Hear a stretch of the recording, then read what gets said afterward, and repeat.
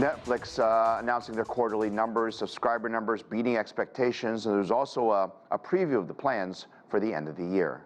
John Terrett has more. Netflix, of course, remains one of the most closely watched companies of our era, and the focus for the firm has changed in just about the last year. They've sort of moved away from concentrating purely on subscriber numbers towards trying to tidy up their revenue streams, which they can make a lot more money from if they're very careful. Things like prices and advertising tiers and clearing up the password fraud. That will bring in a lot of money for them. However, when the numbers came out at the end of the Wednesday session, there was actually a big subscriber upside that nobody on Wall Street saw coming. Netflix added 3 million more subscribers in this latest quarter than anybody thought that they would.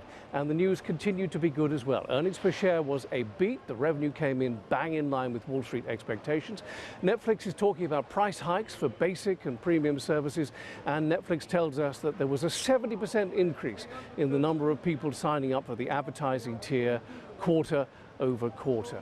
And all of this, of course, in just a handful of days after Netflix sent out its final DVD by mail, having started that back in 1998 with Beetlejuice, starring Michael Keaton. The shares for Netflix, well, down 12% over the last month. They were down 2.6% going in, but when this news was published, they were up by about 10%. John Terrett, CGTN, on the trading floor of the New York Stock Exchange. For more about the company and its earnings report, David Tawil, he's the president of Prochain Capital. Welcome to the show. Fairly impressive numbers, right? Margins were hitting their marks. They added, I think, somewhere in the neighborhood of 8.5, 9 billion new subs. They talked about their margins. Originally it was 18 to 20%, so I guess they're at the high end of it. What's not to like? Nothing at all. I think it's all good. With respect to the sub ads, though, you've got to keep in mind that the subscriber additions could be as a result of the password crackdown, right? If I was in a family or a friend group where we were all sharing a password, and now each person needs to go ahead and get those subscriptions.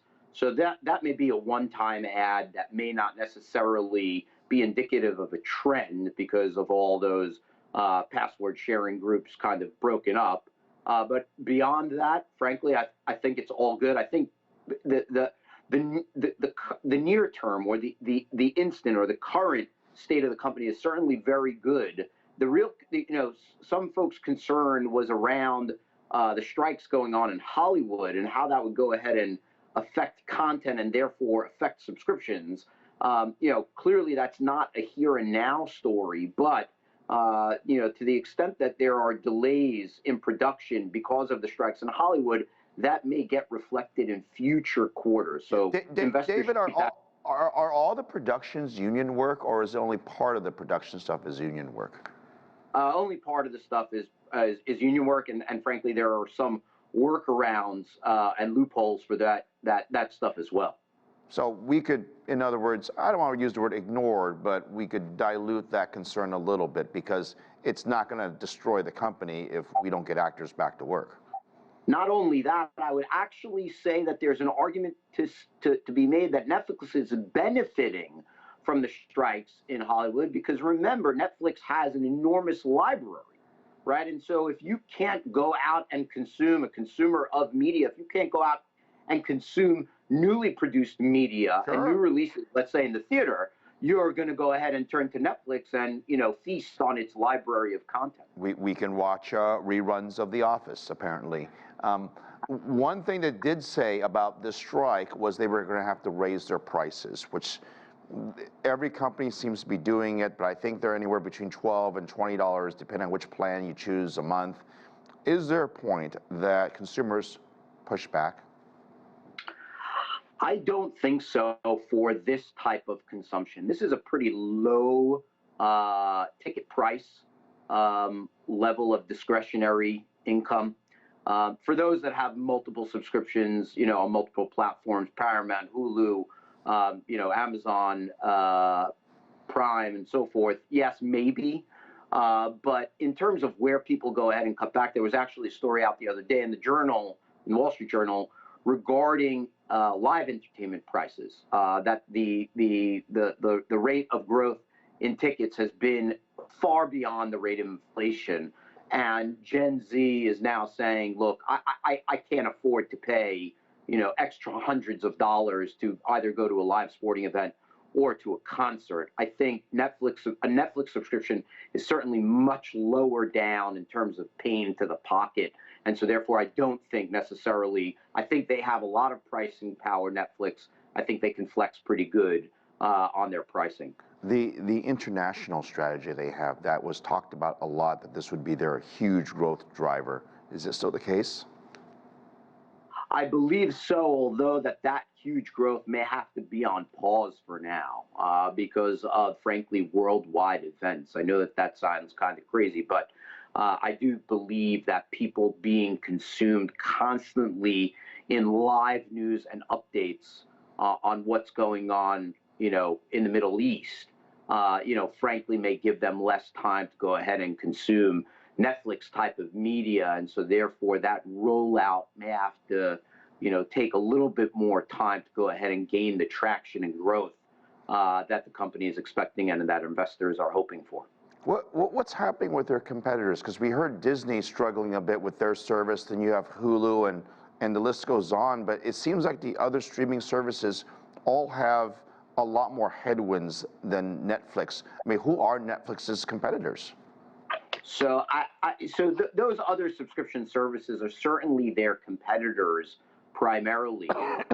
but as you explained or noted, not only do those other companies have headwinds, they actually have their own kind of messed up ownership structures and being part of larger conglomerates that are struggling in ways. And the Netflix has none of that, right? It is a pure play. And it was the original when it comes to streaming. And so therefore, really, Amazon Prime is probably its largest competitor. But that being said, it's a very different service because it comes along with a lot of other benefits in terms of Amazon Prime versus, Netflix. I think the other kind of, Prime level media outlets like Paramount, like HBO, and Hulu are very much, they actually are much more reliant upon new production as opposed to a very, very deep library of content. Yep, well, David, we'll see what the stock does tomorrow after hours. It's up over 12.5%, so certainly on fire. Appreciate your analysis on this. Thank you. You're welcome.